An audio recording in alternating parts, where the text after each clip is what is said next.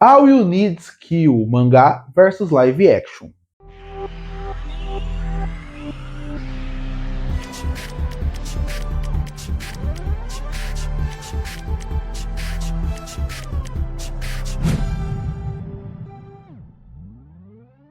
E você sabia que um famoso filme do Tom Cruise chamado No Limite do Amanhã é baseado num mangá chamado All You Need Skill, que já foi publicado aqui no Brasil, inclusive, em dois formatos, tanto no formato que eram os dois volumes, porque o mangá é fechado em dois volumes, como numa versão onde era só um volume que compilava os outros dois. E aproveitando que na semana passada chegou aqui no Brasil o filme animado de All You Need Skill, que adapta o mangá, eu resolvi fazer um vídeo comparando os personagens, o tom e a história, para falar se No Limite do Amanhã, filme do Tom Cruise, foi fiel ao mangá All You Need Skill. Inclusive, é bom destacar que eu vou falar que o filme existiu, porque quando eu for falar do mangá, eu vou usar cenas do filme animado em comparação. Mas o que eu estou comparando aqui é o mangá com o live action.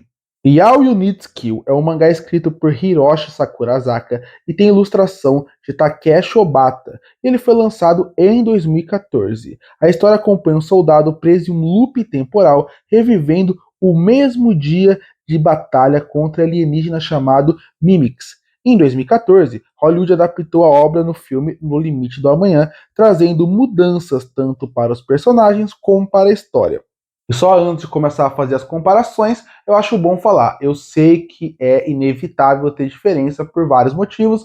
Primeiro, por ser adaptações de mídias diferentes, do mangá para realmente um filme, e também por ser hollywoodiano. Por ser um filme hollywoodiano, eles tentam trazer o mais possível para um público ocidental gostar do que o público oriental. É algo que eles sempre fazem. Então, a partir daí, agora vamos começar as comparações, começando com os personagens.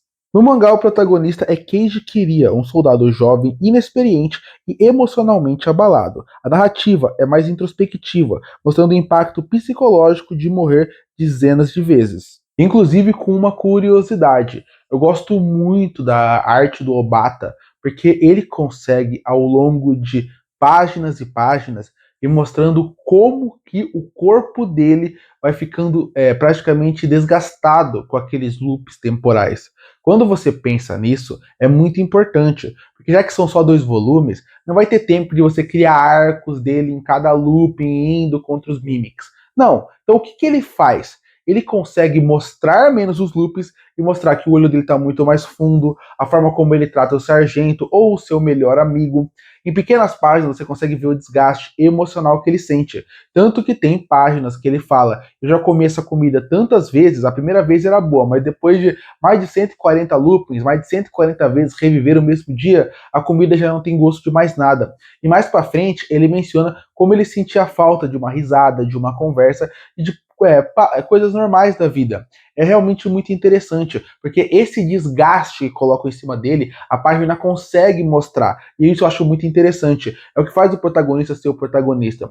Você não precisa saber o passado dele, você até sabe alguns pequenos detalhes, mas o mangá não se aprofunda no passado dele. E você não precisa para poder saber o que aquele personagem fez naquele momento para ser forte. Então eu gosto muito de como o mangá descreve aquele loop temporal, não como apenas ele aprendendo e melhorando, mas como aquilo destrói ele, como qualquer guerra destrói a maioria das pessoas. Já no filme temos William Cage, interpretado por Tom Cruise.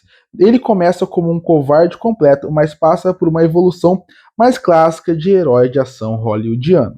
Bom, como você pode ver aqui, é impressionante como Hollywood quer fazer o seu herói de ação ser um herói de ação. Ele não pode ser quebrado, ele não pode ser falho, não. Ele tem que ser aquele herói que representa a força do guerreiro. Isso é um problema para mim quando você pensa no protagonista de duas histórias.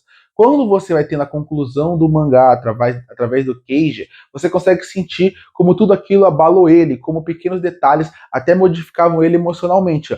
Já no Limite do Amanhã, você não consegue sentir isso, porque os loops temporais são tratados simplesmente como uma grande aventura de ação. Você realmente vai se evoluindo ali com a ação, como se ele estivesse se divertindo com aquilo. Eu sei, é o Tom Cruise. E normalmente esses atores muito grandes colocam no seu contrato que tem que ter uma grande parte heróica. Mas o problema é que isso quebra completamente o que o personagem se transforma ao longo da história. Isso, inclusive, tem que mudar a narrativa, porque a evolução e como ele vai descobrindo escolhas, principalmente pro final da obra, faz o Cage ser quem ele é, faz mostrar por que a batalha é tão cruel com seu destino e faz ele sentir quem ele é. No Limite do Amanhã, por ser só uma aventura de ação, ele estraga completamente o que é o principal conceito do personagem. Enquanto em All You Need Skill, o mangá, a conversa praticamente do personagem é mostrar como ele vai ser abalado pela guerra, no Limite do Amanhã, quando você pensa no personagem do Tom Cruise, ele passa muito mais a ideia de que se você for o soldado perfeito, você vai ganhar de tudo. Para mim, isso já destrói completamente o personagem. E já que falamos de personagem, vamos falar um pouco sobre a Rita.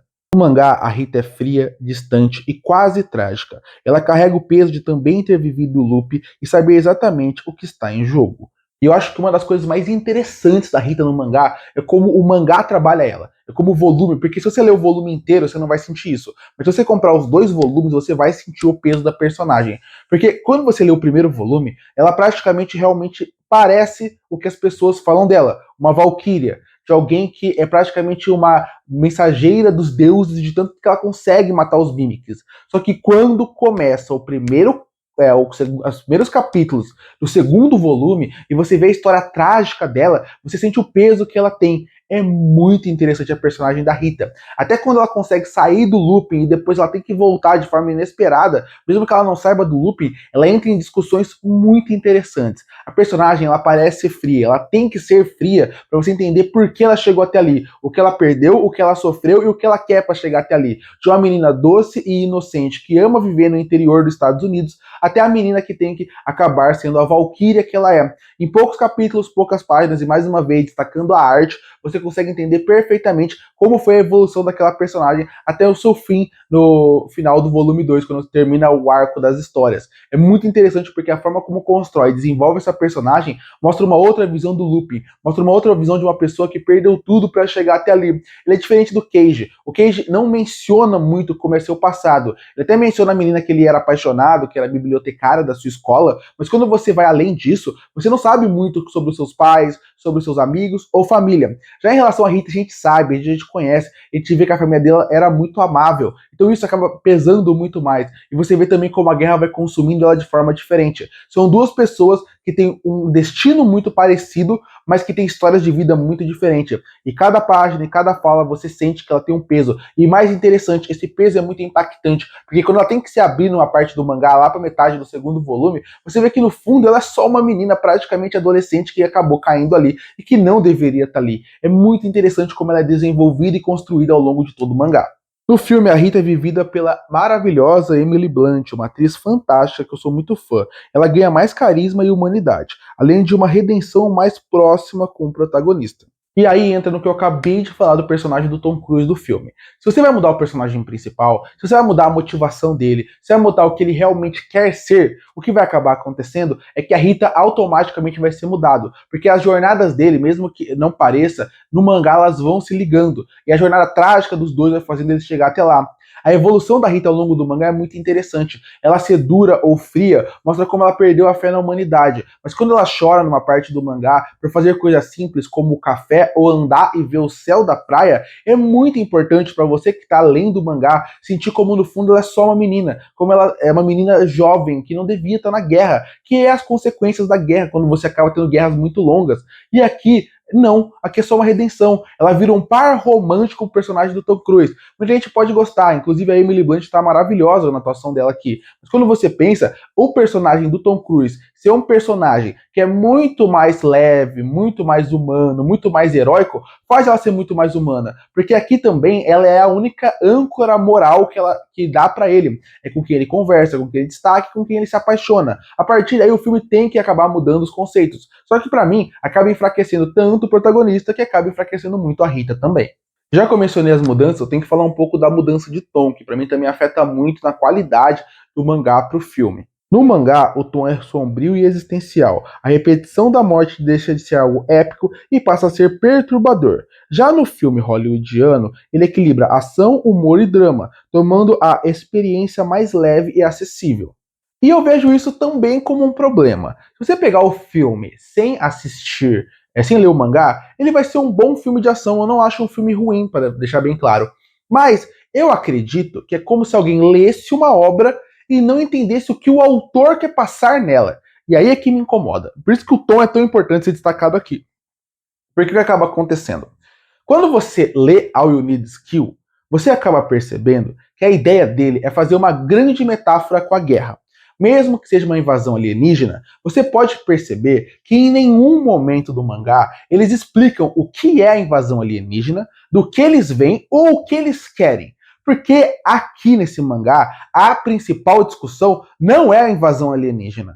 Ela existe, ela é impactante, ela é importante, mas a ideia dele é discutir vários outros assuntos, ir mais profundos em assuntos. E é impressionante como ele consegue destacar tudo isso em 2 volumes, porque ele discute um pouco sobre as relações pessoais que a gente tem ao longo da nossa vida e como a gente vai perdendo ela ao longo da nossa vida como se não se tornasse nada. Ela fala muito sobre o loop temporal, e como loop temporal, ele descreve muito um conceito de quando a gente vive a nossa vida toda vez, sem parar, a gente não se preocupa com nada, porque tudo parece que vai voltar ao normal. Quando você vê o loop temporal, é como se tivesse que aproveitar as pequenas coisas da vida. É como se a gente percebesse que uma escolha que a gente fizesse diferente ia mudar a nossa vida, mas mais do que isso, existem coisas pequenas que a gente não repara, mas se a gente tivesse um looping do mesmo dia, a gente ia reparar e perceber como pequenos detalhes mudam a vida de todos. Sem contar a crítica mais forte, que é a crítica à guerra. Como a guerra, as pessoas não se importam com quem morre ou quem não morre. As pessoas acabam morrendo por batalhas que nem eles sabem o que está acontecendo. Da mesma forma que aqui é muito mais didático quando você coloca um alienígena e fala visivelmente para a tela: olha, a gente não sabe quem é, a gente só tem que lutar.